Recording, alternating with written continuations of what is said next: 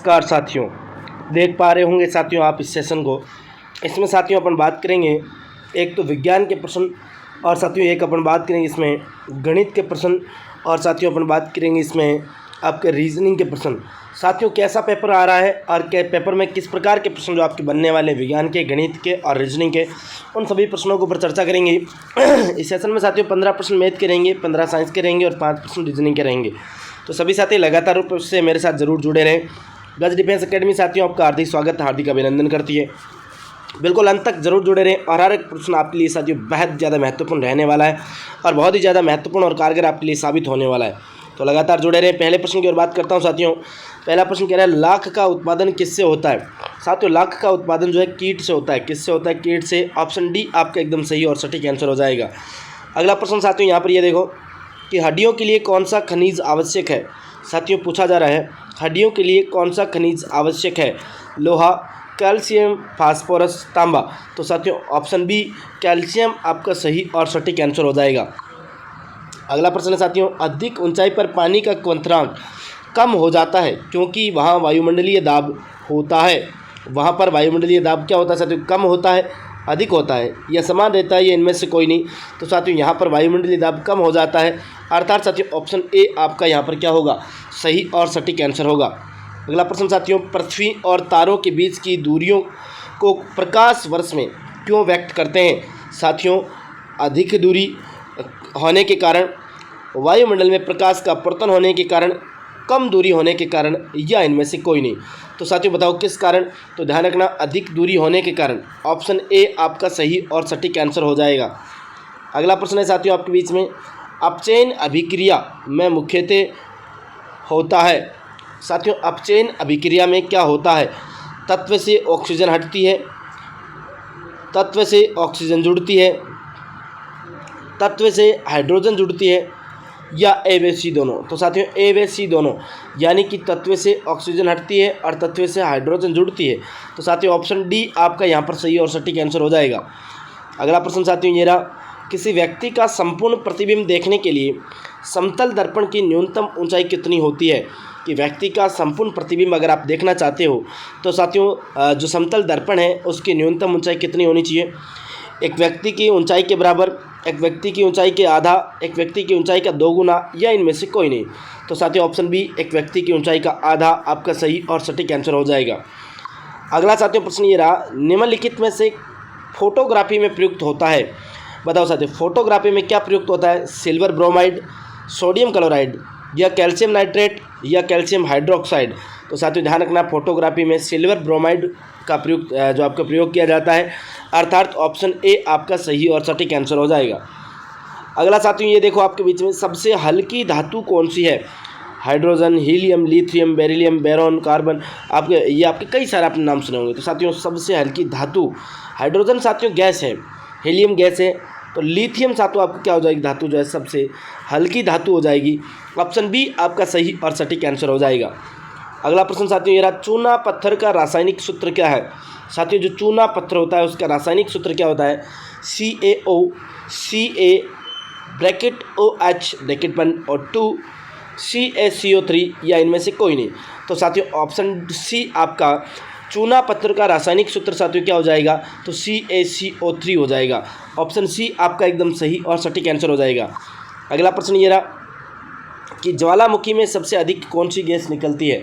ज्वालामुखी में सबसे अधिक कौन सी गैस निकलती है? जलवाष्प, कार्बन डाइऑक्साइड, सल्फर डाइऑक्साइड, या हाइड्रोजन फ्लोराइड। तो साथियों यहाँ पर आपका आंसर जो होने वाला है वह आपका कौन सा हो जाएगा? ज्वालामुखी में सर्वाधिक जो है साथियों कौन सी गैस निकलती है। तो साथियों आपको उत्तर चूज करना है इनमें। बिल्कुल साथियों ज्वालामुखी में सर्वाधिक जो गैस निकलती है वह आपकी जलवाष्प होगा। साथियों क्या हो जाएगा यहाँ पर उत्तर जो है ऑप्शन ए हो जाएगा। बिल्कुल साथियों अगला प्रश्न आपके बीच में ये रहा एथेनॉल का रासायनिक सूत्र क्या है। बिल्कुल साथियों पूछा जा रहा है एथेनॉल का रासायनिक सूत्र क्या है? CH4OH, C1H6OH, C2H5OH, CH6OH। तो साथियों यहाँ पर आंसर जो है C2H5OH, यानी option C will be right answer हो जाएगा। अगला प्रश्न है साथियों किसी परमाणु के नाभिक में कौन सा कण उपस्थित होते हैं। किसी परमाणु के नाभिक में कौन से कण जो है साथियों उपस्थित होते हैं, ये आपसे पूछा जा रहा है। प्रोटॉन व न्यूट्रॉन, वह प्रोटॉन व इलेक्ट्रॉन, इलेक्ट्रॉन व न्यूट्रॉन या इनमें से कोई नहीं। तो साथियों ध्यान रखना, प्रोटॉन व न्यूट्रॉन आपके उपस्थित होते हैं। ऑप्शन बी आपका सही और सटीक आंसर हो जाएगा। अगला साथियों, ग्रहण प्रकाश के किस गुण के कारण होता है? ग्रहण जो होता है साथियों प्रकाश के किस गुण के कारण होता है? बताओ। देखिए, सीधा फैलाव, परावर्तन, अपवर्तन या प्रकाश किरण का विवर्तन। तो साथियों ध्यान रखना, सीधे फैलाव के कारण ऑप्शन ए जो आपके ग्रहण होता है। अगला है साथियों, किलोवाट घंटा किसकी इकाई है? किलोवाट घंटा साथियों किसकी इकाई? विभव की, ऊर्जा की, विद्युत शक्ति की, बल की। तो विशेष रूप से ध्यान रखिए साथियों, किलोवाट घंटा जो है वह किसकी इकाई है? तो वह साथियों ऊर्जा की इकाई है। ऑप्शन बी आपका सही और सटीक आंसर हो जाएगा। अगला ये रहा साथियों, निम्न में से लंबाई की एसआई इकाई क्या है? लंबाई की एसआई इकाई साथियों क्या है? वाट, सेल्सियम, मीटर या इनमें से कोई नहीं। तो साथियों लंबाई की क्या हो जाएगी? मीटर हो जाएगी। Option C will be right answer.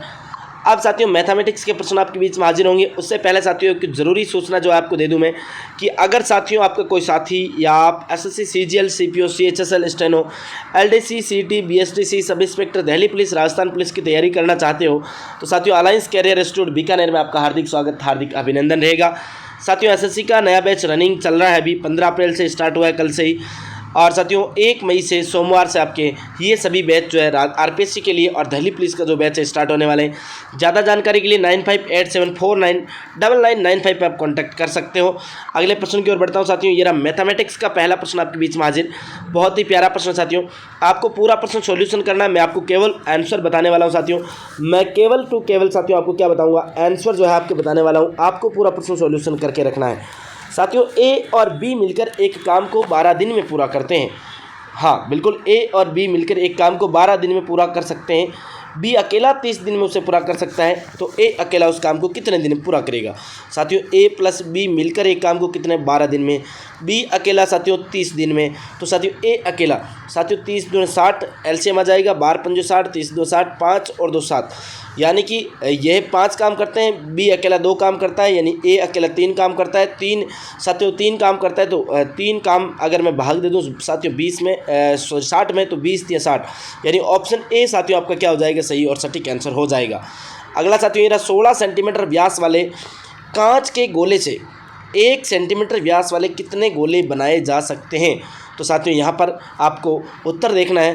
तो साथियों आप उत्तर फटाफट आप खुद सॉल्यूशन करना और निकालना साथियों। इसका आंसर जो है वो आएगा 4096। बिल्कुल ऑप्शन डी साथियों आपका सही और सटीक आंसर हो जाएगा। अगला है साथियों, प्रथम 10 प्राकृतिक संख्याओं का माध्य ज्ञात करो। साथियों 10 प्रथम प्राकृतिक जो संख्या है उसका माध्य आपको ज्ञात करना है। बिल्कुल साथियों आप इसको सॉल्यूशन करना। साथियों वैसे 5.5 ऑप्शन ए जो है आपका क्या हो जाएगा? यहाँ पर सही और सटीक आंसर हो जाएगा। बिल्कुल बहुत ही शानदार। अगला प्रश्न है साथियों ये रहा आपके बीच में, कि 800 रुपये का 4.5% वार्षिक दर से 2.5 साल के लिए साधारण ब्याज निकालें। साथियों साधारण ब्याज निकालना है आपको, कुछ नहीं, वही आपके साथियों पीआरटी वाला जो फॉर्मूला है वो आपको लगाना है। यहाँ पर बहुत बेसिक सा प्रश्न है, बहुत ही आसान सा प्रश्न है, तो साथियों आपको निकाल लेना है ये। साथियों यहाँ पर बात करें तो यहाँ पर उत्तर जो है साथियों आपका क्या हो जाएगा? वह साथियों आपका 800 रुपये का साथियों अगर निकालना भी चाहे तो आप 4.5 करना गुणा 2.5 करना डिवाइड बाई साथियों 100 कर देना। बिल्कुल 800 से ये कट गया। अब ये साथियों मल्टीप्लाई कर लेना, या फिर मैं डिवाइड बाई 100 कर दूं, दोनों से 0 हटाकर 25 चौक 100 आ जाएगा, 4 दूनी 8 आ जाएगा, और साथियों 45 को 2 से गुणा कर दें तो 90 आ जाएगा। ऑप्शन साथियों जो है आपका सी यहाँ पर एकदम सही और सटीक आंसर हो जाएगा। अगला प्रश्न साथियों ये देखो कि -35 और -29 का जोड़ क्या होगा? साथियों -35 और -29 की जोड़ की बात करूँ तो दोनों को आपस में जोड़ दो। 9 और 14 8 पाई 1 3 2 5 1 6 माइनस की क्या आ जाएंगे 64। 64 जो है साथियों आपका क्या आ जाएगा? ये आपका एकदम सही और सटीक आंसर जो है आने वाला है। अगला साथियों ये रहा कि दो सिक्कों को एक साथ उछाला जाता है, कम से कम एक चित आने की संभावना है। कम से कम एक चित आने की क्या है साथियों? संभावना है।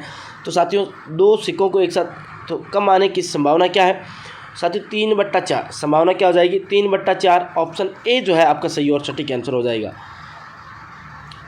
देखो 21 की घात 3 और ऊपर साथियों कोष्टक 1/3। इसको आपको सॉल्यूशन करना है। पहले 21 का क्यूब निकाल लें साथियों आप, फिर 1/3 का करें। तो साथियों आप पूरा इसको सॉल्यूशन करना। मैं आपको बता दूं साथियों, इसका अगर 1/3 से 3 काट दिया जाए तो 21 जो है ऑप्शन बी आपका एकदम सही और सटीक आंसर आ जाएगा। बिल्कुल साथियों सही और सटीक आ जाएगा, बिल्कुल सही और सटीक ऑप्शन बी आपका सही और सटीक आ जाएगा।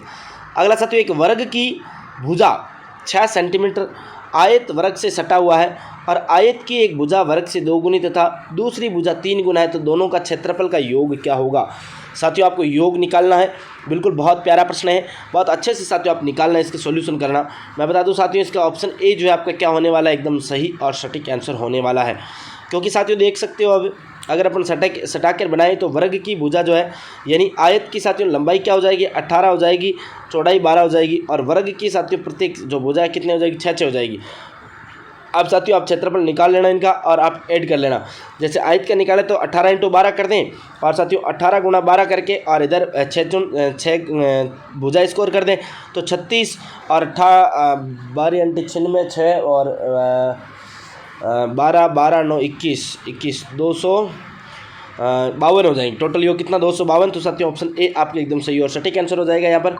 अगला प्रश्न ये रहा कि दो संख्याओं का योग साथियों 35 और उनका अंतर 13 है, तो वह संख्या बताइए। साथियों वह संख्या आपको बतानी है। फटाफट देखता हूँ कौन कौन साथी इसका उत्तर देता है। साथियों वह 24 और 11 है। देख लो 24 और 11 साथियों दोनों संख्याओं का योग करें तो 35 दिख रहा है, अंतर करें तो साथियों ये 3 और ये 1 13 बैठ रहा है ना। तो साथियों वह संख्या आपकी कौन सी, 24 और 11 हो जाएगी। Option C will be right answer हो जाएगा। अगला प्रश्न साथियों ये रहा कि समकोण त्रिभुज का आधार 3 सेंटीमीटर है, लंब 5 सेंटीमीटर है, तो कर्ण की ज्ञात करना है। साथियों देखो ये आपको ज्ञात करना है कि साथियों यह 5 है, ये 3 है, तो ये आपको ज्ञात करना है। तो आप साथियों आसानी से इस प्रश्न का आंसर ज्ञात कर सकते हैं। बिल्कुल साथियों आप करना। समकोण त्रिभुज के क्षेत्रफल जो होता है साथियों HH HT TH TT, हाँ, तो ये आप वो फॉर्मूला जो है वो आप यहाँ पर लगा लेना या फिर सीधा लगा लेना।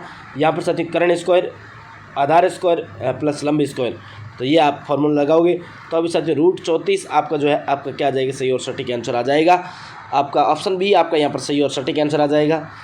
तो आयत की लंबाई 50 सेंटीमीटर तथा चौड़ाई 40 सेंटीमीटर है, तो क्षेत्रफल क्या होगा साथियों बताओ। देखिए एक आयत जिसकी साथियों लंबाई 50 सेंटीमीटर है और चौड़ाई 40 सेंटीमीटर, तो साथियों आयत की क्षेत्रफल का फॉर्मूला क्या होता है, लंबाई गुणा चौड़ाई। साथियों 50 × 40 कर दो, 5 चौक 20 कर दो, 2 0 उतार दो, तो 2000 सेंटीमीटर स्क्वायर आ जाएगा। ऑप्शन ए आपका सही और सटीक आंसर हो जाएगा। अगला साथियों ये आपके सामने प्रश्न 400 का 25% ज्ञात करना है। बहुत ही आसान सा प्रश्न है साथियों, 400 का 25 ज्ञात कर दो। 400 × 25/100, 25 चौक 100, ऑप्शन ए आपका सही और सटीक आंसर हो जाएगा। अगला साथियों 25 का स्कोर क्या होता है। साथियों 25 का स्कोर 625 होता है। ऑप्शन सी आपका एकदम सही और सटीक आंसर हो जाएगा। अगला प्रश्न ये रहा साथियों, बहुत प्यारा प्रश्न, 245 का क्यूब गुणा 183 का क्यूब गुणा 73 का क्यूब का इकाई अंक ज्ञात करना है। साथियों इकाई अंक आपको ज्ञात करके बताना है। बहुत ही आसान सा, बहुत ही बेसिक सा साथियों प्रश्न आपके सामने रखा गया है यहाँ पर। तो आप साथियों इस प्रश्न का जरूर मुझे उत्तर देवें। बिल्कुल ऑप्शन सी जो है साथियों आपको क्या हो जाएगा, यहाँ पर सही और सटीक आंसर हो जाएगा। अगला प्रश्न ये रहा, बहुत ही प्यारा प्रश्न है साथियों। क्या कह रहा है प्रश्न,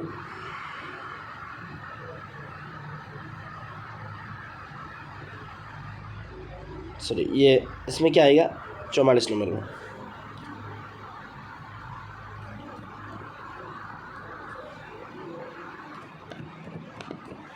इसमें बी आएगा साथियों, है ना, इसमें बी आएगा भाई, ऑप्शन बी आएगा, ठीक है। और साथियों 45 नंबर की बात करें, यानी मैथ के प्रश्न की बात करें तो 6 8 10 और x 7 का समांतर माध्य 8 है, तो x का मान ज्ञात करो। तो साथियों x का आप अगर मान ज्ञात करोगे तो साथियों आपका क्या आ जाएगा, साथियों 9 आ जाएगा। ऑप्शन डी जो आपका एकदम सही और सटीक आंसर हो जाएगा। अगला प्रश्न ये रहा साथियों, 6 रोग फेफड़ा से होता है, तो मोतियाबिंद साथियों किस में होता है, मोतियाबिंद आंखों में होता है। ऑप्शन डी आपका सही और सटीक। रीजनिंग के 5 प्रश्न चलेंगे साथियों। अब 1 3 5 7 11 13 साथियों इसमें क्या आएगा, बीच वाला स्थान क्या आएगा, तो 1 के बाद 3 5 7 9 सम संख्या विषम संख्या आ रही है साथियों, 9 आ जाएगा। ऑप्शन डी आपका यहाँ पर सही और सटीक आंसर। अगला प्रश्न ये रहा कि 49 विद्यार्थियों में मोहन का ऊपर से 16वां, साथियों टोटल 49 है, ऊपर से निकाला जाए तो मोहन का 16 16वां स्थान है, तो नीचे से कौन सा स्थान है साथियों, नीचे से कौन सा स्थान है, तो साथियों आप क्या करना 49 + 1 कर दो 50, 50 - 16 कर दो साथियों, स्थान आ जाएगा 50 में से 16 किया तो साथियों 34 नंबर स्थान, ऑप्शन ए आपका एकदम सही और सटीक आंसर हो जाएगा। अगला प्रश्न है साथियों, ये देखो, जिस तरह रेल ट्रेन से संबंधित है उसी तरह बस क्या संबंधित है। साथियों रेल जो है ट्रेन से संबंधित है, हाँ रेल ट्रेन से संबंधित है, और साथियों उसी तरह बस से क्या संबंधित है, तो बस से साथियों क्या हो जाएगी यात्री, बस स्टेशन या सड़क। साथियों ट्रेन कहाँ पर चलती है, रेल पर चलती है, पटरी पर चलती है। वैसे साथियों बस कहाँ पर चलती है, सड़क पर चलती है, ऑप्शन सी आपका सही और सटीक आंसर।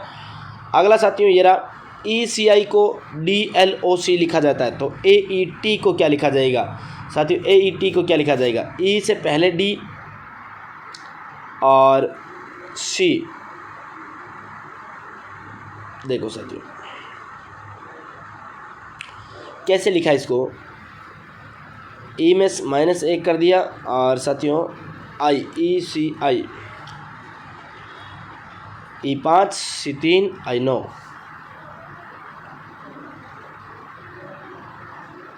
और 3 12 और 12 3 15। तो साथियों आप इसका निकाल सकते हो आसानी से, बहुत ही आसान सा प्रश्न आपके बीच में। आप देखना साथियों, इसका पूरा दिमाग लगाना आप इसमें। साथियों आपका जो है उत्तर जो होगा 5 6 12, इसमें सिंगल होना चाहिए ना, डबल नहीं होना चाहिए था। ये एक मुझे लगता है कि इसमें DLOC में आपका थोड़ा सा मिस्टेक है ना, DLOC नो थोड़ा सा मिस्टेक है, फिर भी देखना T और H आप निकालना कैसे निकलता है। ऑप्शन सी यहाँ पर उत्तर दे रखा है, तो आप निकालना बिल्कुल साथियों। और साथियों इस प्रश्न का आंसर जो मुझे है आप कमेंट बॉक्स में करना, कहाँ पर, कमेंट बॉक्स में साथियों कमेंट करके मुझे इस प्रश्न का उत्तर बताना, देखिए कौन कौन सही और सटीक उत्तर बता पाता है। और साथियों ये सेशन आपको कैसा लगा, बहुत शानदार और जानदार सा सेशन रहा है, आशा उम्मीद करूँगा आपको अच्छा लगा होगा। साथियों फिर मिलते हैं आपसे नेक्स्ट एपिसोड में, तब तक के लिए आपको बहुत बहुत धन्यवाद। नमस्कार, जय हिंद, जय भारत, राम राम।